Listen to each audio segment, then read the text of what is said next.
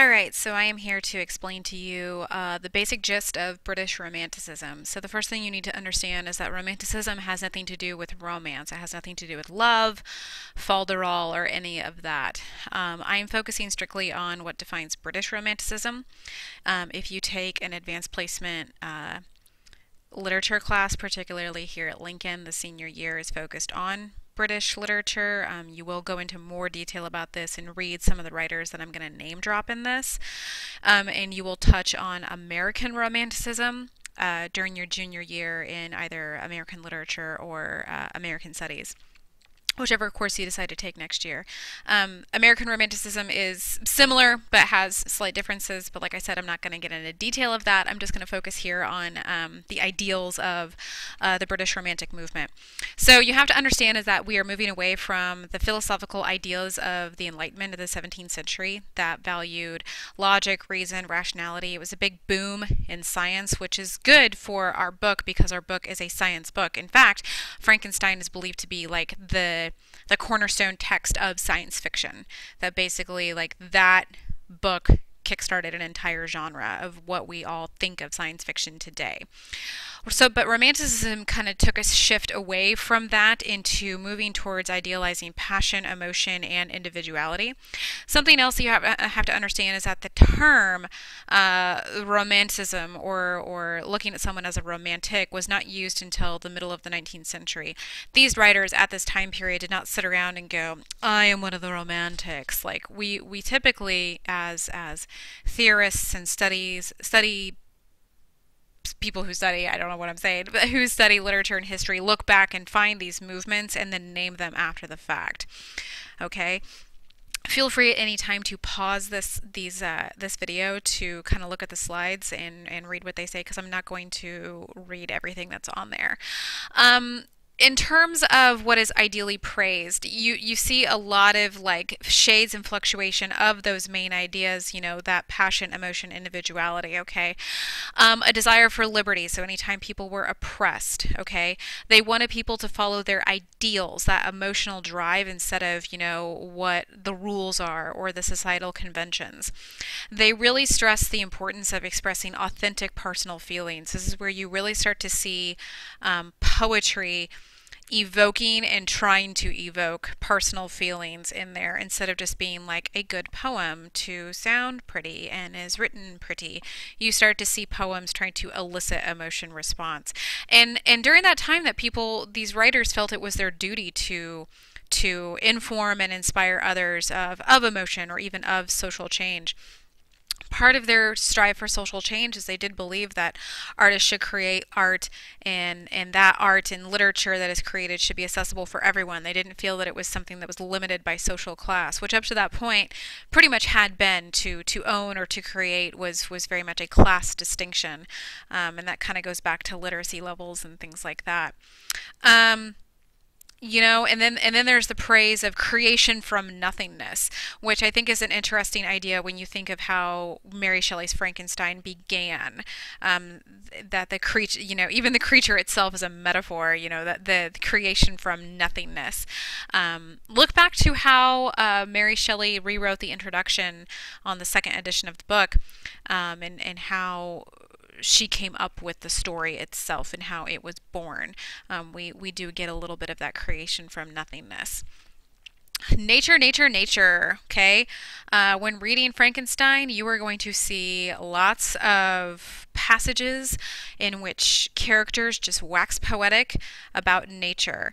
And there was a lot of emotion about nature, not just one in particular. There was apprehension, horror, terror, and awe, like awe-inspiring awesome, not like, oh, that shirt's awesome, like awe-inspiring, okay? And you will see the sublime reaction a lot in Frankenstein, particularly look at mountains and ice and lightning in Frankenstein. I included this painting on here, Wander Above the Sea of Fog, because this painting is sometimes used as a cover image for some editions of Frankenstein. I actually own one at home that has this painting on there. So you can see like this person confronting the sublime awe of the mountains that is in front of him here. Also looked at individual achievements of the person, and the work of the individual as making a difference was true for real life, actual people, but also fictional characters. And this type of character was sometimes called a romantic hero, and there was also the Byronic hero. That comes from the name Lord Byron. Here he is here, looking like a little dreamboat. Lord Byron is friends with the Shelleys. Again, go back to that introduction, and he is mentioned in there. And he was extremely famous during his lifetime. And the Byronic hero is named for him as a hero who is boldly defiant but bitterly self-tormenting outcast, proudly contemptuous of social norms, but suffering from some unnamed sin. So definitely like a brooding, moody hero who does good things, but is being held back by something else. Lord Byron kind of lived this. He went off and died in war. He got sick, being part of the Greek-Turkish Wars, I believe it was. And they're kind of pro-rebellion, and this is an extension of the individual because rebellions at the time, like the French Revolution, the Romantics, the British Romantics, supported that to a point because they felt like the individual was going against those social norms, going against the monarchy and the social hierarchy that kept down the rise of the individual to be successful. But I say that they supported it to a point because they were shocked by the Reign of Terror and the amount of bloodshed that happened. That's not what they wanted here. And this painting here kind of encapsulates the pro-rebellion mindset here. This is the July Revolution of 1830, and you can see this image of liberty leading people to victory. Within literature, you see these recurrent themes. There's evoking and criticizing the past, and there's a type of sensibility in the emphasis on women and children, in that they need to like be protected in some way and idealized in some way. We often see an isolation of the artist or the narrator, and you're definitely going to see this in Frankenstein, particularly with Victor himself. And of course, the respect for nature. You are going to have characters who just spend lots of time in nature and just, like I said, they wax poetic about it. British writers were not necessarily nationalistic. They didn't like work together to form a national identity. But like I said, they were sympathetic to the French Revolution and the writers that came out of that. An offshoot of Romanticism is people like Edgar Allan Poe and Nathaniel Hawthorne, who base their writings on the supernatural and occult. And I know I'm getting into like American Romanticism here, but they're the best examples for trying to explain this, that you see Romanticism start to explore the supernatural and the occult in human psychology, and you get just a teeny little snippet of this in Mary Shelley's Frankenstein. And like I said, this book is the turning point for like an entire genre, and it's like a huge footprint on everything that came after it. Some other British writers at the time, and these were people that were part of Mary Shelley's social circle: Samuel Taylor Coleridge, William Wordsworth, John Keats, Lord Byron, and Percy Shelley was already established writer that Mary met in her own house and then eloped with.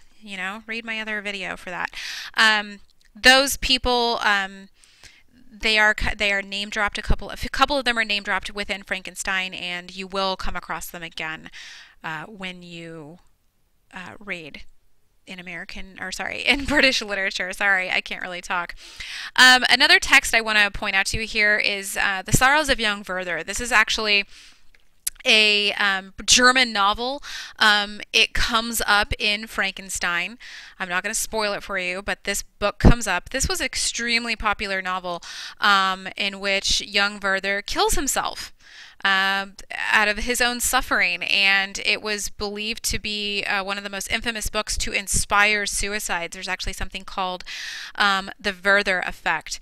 And one of the important motifs in German Romanticism is traveling and nature. And throughout this, throughout Frankenstein even, we have characters who travel and experience nature and live in nature.